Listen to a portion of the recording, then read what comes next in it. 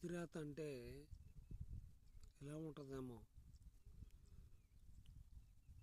నా దగ్గర 10 లక్షలు ఉన్నాయి, నా దగ్గర 10 కోట్లు ఉన్నాయి, నా దగ్గర 20 కోట్లు ఉన్నాయి అని విర్రవీగేవాళ్ళు,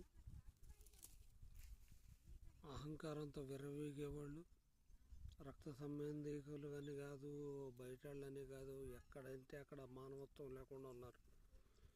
ఇవాళ దేశంలో ఏ ప్రాంతంలో అయినా సరే ఎవరికైనా కష్టం వచ్చిందంటే, పక్కనోడికి కష్టం వచ్చిందంటే సాయం చేయని గుణాలు ఉన్నాయి మన దగ్గర. అదే మన గొళ్ళకి ఇవ్వమండి, లేకపోతే వెంకటేశ్వర స్వామి టెంపుల్ ప్రారంభోత్సవం అని, ఆ ప్రారంభోత్సవం, ఈ ప్రారంభోత్సవం అని మనం లక్షలు కోట్లతో ఇస్తున్నాం. ఒక దేవాలయానికి నువ్వు అంత ఖర్చు పెడుతున్నావు, ఒక సాటి విలేజ్లో అదే డబ్బు ఒక పేదవాళ్ళకి ఆదుకుంటే మీకేమవుతుంది?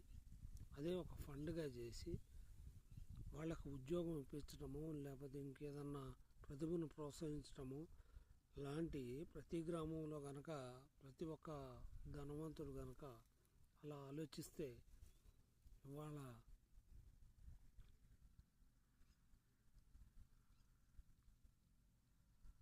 పేద దానికి అంత తేడా ఉండదు. పిల్లికి బిచ్చం పెట్టినాడు కూడా ₹1,00,000, 2 లక్షలు, 10 లక్షలు విరాళాలు గుళ్ళకెత్తన్నారు. భగవంతుడికి మీకు కోపం వస్తుంది. మీరు గుళ్ళకి అంతంత డబ్బులు ఇస్తే ఆ సక్రమంగా ఎంత ఖర్చు అవుతుంది? దాదాపు ఒక 1 కోటి రూపాయలు ఇచ్చారనుకోండి విరాళం, దాంట్లో 70% ఖర్చు పెడతాడు, 30% ఆమ్యాలకు అయిపోతాయి. అంటే మీరు ఇచ్చిన డబ్బులు కూడా ఆమ్యామ్మే అయిపోవడానికే ఉంటుంది అక్కడ. మరి ఇప్పుడు సడన్గా మీరు కోట్లు పెట్టి 1000 కోట్లు, 100 కోట్లని, నాకు అన్ని కోట్లని, ఇన్ని కోట్లని అనుకుంటున్నారు కదా. నేపాల్లో ఏమైంది?